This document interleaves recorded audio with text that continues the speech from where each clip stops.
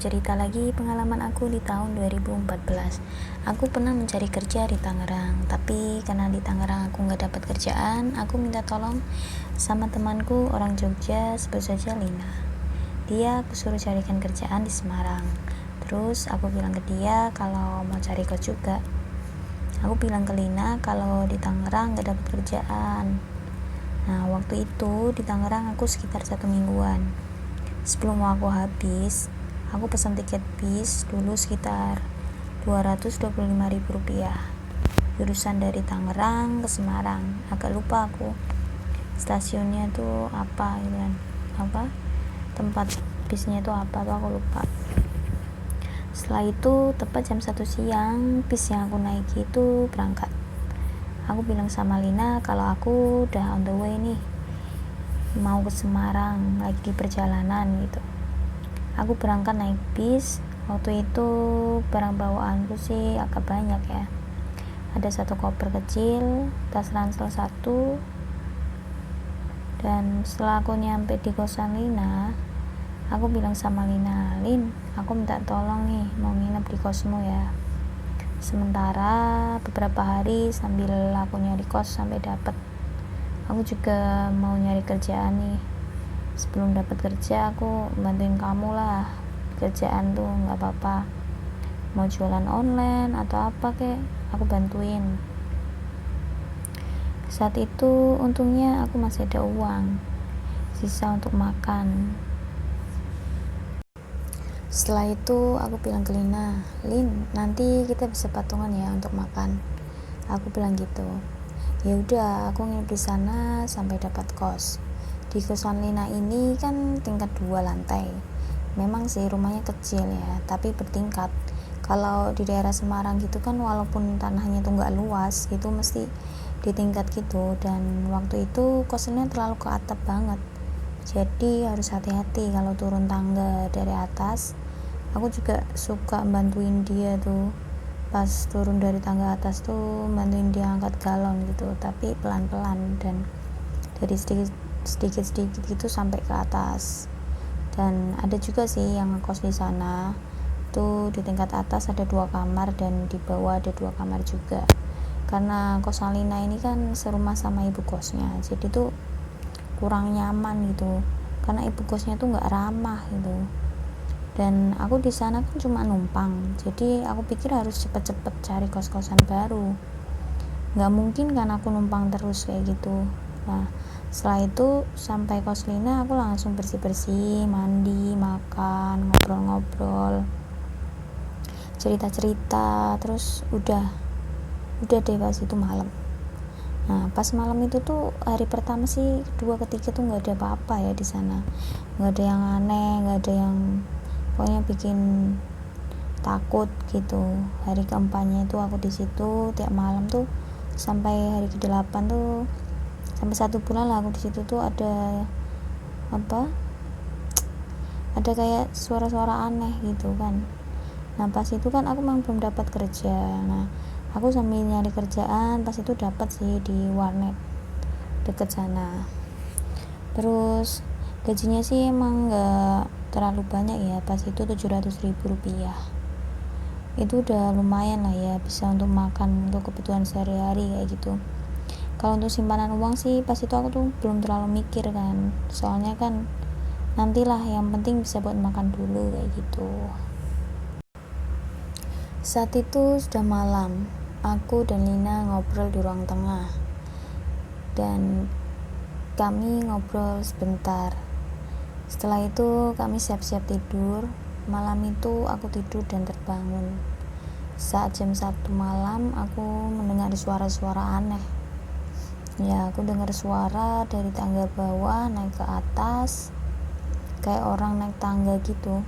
Dan tangga di kos Lina ini kan besi gitu kan, dan pas itu ada suara orang naik dengan mainin besi pegangan tangga itu, lunting gitu, kayak mungkin pakai koin atau apa gitu kayak gitu. Dan suara-suara kaki orang jalan gitu sekitar setengah jaman, bolak-balik gitu. Dan aku pikir apaan gitu, kok ada orang naik ya. apa itu ibu kos sih gitu kan. Tapi sih udah malam ini, mau ngapain ya ibu kos malam-malam jam 1 naik. Tapi suaranya itu kayak menggema gitu dan aneh banget. Terus di deket kosan Lina itu kan ada tempat santai gitu kan, ada kursi juga pas itu. Kursinya itu ya kayak kursi goyang gitulah. Kalau nggak ada yang duduk kan mesti kan nggak bisa goyang-goyang kan. Nah tapi kursi itu tuh goyang sendiri gitu loh, ngek ngek ngek ngek gitu. Dan aku apaan tuh kan, malam-malam loh, masa kursinya goyang-goyang apa kena angin atau gimana gitu kan. Terus siapa sih yang duduk di situ gitu kan. Terus ada orang yang jalan gitu, strike gitu kan, main itu naik turun tangga gitu. Terus pas itu aku kayak pokoknya takut gitu kan. Terus aku tuh tutupan selimut pas itu. Dan Lina pas itu tuh terbangun. Lina tuh tanya sama aku, ada apa sih kok bangun, nggak tidur? Aku dengar suara orang naik tangga tahu. Emang kamu gak denger apa? Terus Lina jawab, alah nggak ada apa-apa, kamu tuh kan tidur aja sih. Terus dia bilang gak usah dipikirin, besok kan masuk kerja gitu. Ayo tidur cepet gitu kan. Terus aku jawab, iya aku tidur, nggak mau bahasin lagi. Yaudah tidur. Terus udah kan pagi, terus aku masuk kerja ke tempat baru yang warnet itu. Nah pas itu udah sore malam. Nah hari kelimanya itu loh sampai kayak gitu. Terus tuh kursinya tuh ya goyang-goyang kayak gitu juga gitu. Jadi ada orang naik tangga juga tuh kayak gitu tuh berulang-ulang gitu loh, sampai 1 bulan aku di situ. Nah setelah itu aku pindah kos, udah mau pindah kos tuh udah nggak ada lagi kayak gitu. Nggak tahu itu orang atau apa, tapi biasanya kalau jam 1-an tuh ibu kos sih memang udah tidur karena tidurnya lebih awal gitu, jam 10 aja ibu kos tuh udah tidur kayak gitu kan. Jadi aku takut gitu di sana, kayak diteror gitu.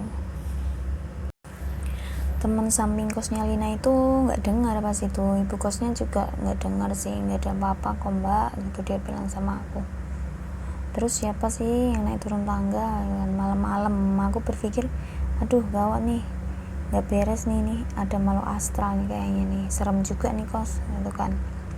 Terus aku dengar suara itu tuh hampir tiap malam ya, sampai 1 bulan aku di situ. Dan setelah aku pindah kos pas itu sih emang udah hilang katanya Lina, nggak ada gitu kan. Soalnya dia juga pas itu pernah denger sih sekali gitu, katanya ada orang naik gitu kan, sambil itu mainan besi tangganya gitu, kelunting gitu. Terus aku dapet kosnya pas itu tuh deket Lawang Sewu, jadi hampir deket sama kerjaanku yang warnet itu. Ya enaknya sih depannya kos tuh ada kayak warung gitu, jadi kalau beli makan atau beli lauk itu masak sendiri nasi itu enak gitu. Depan kosku pas itu ada Carrefour.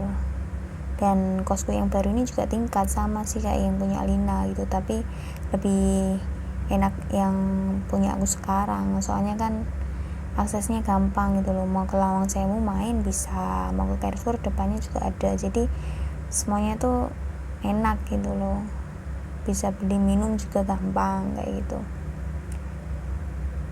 Dan itulah pengalaman horor yang aku alami di kosan temen aku. Semoga bisa menghibur kalian semua, dan terima kasih sudah menonton. Mungkin untuk kalian yang mungkin peka sama hal-hal yang mistis itu akan percaya dengan suara-suara aneh dari dunia lain. Tapi kalau mungkin yang nggak percaya, paling alah itu tuh cuma halusinasi kayak gitu kan. Tapi sebenarnya memang itu ada. Jadi untuk kalian yang punya indera atau punya kelebihan indigo atau apa, pasti kalian akan tahu dunia lain itu memang ada gitu. Cukup sekian, terima kasih. bersambung.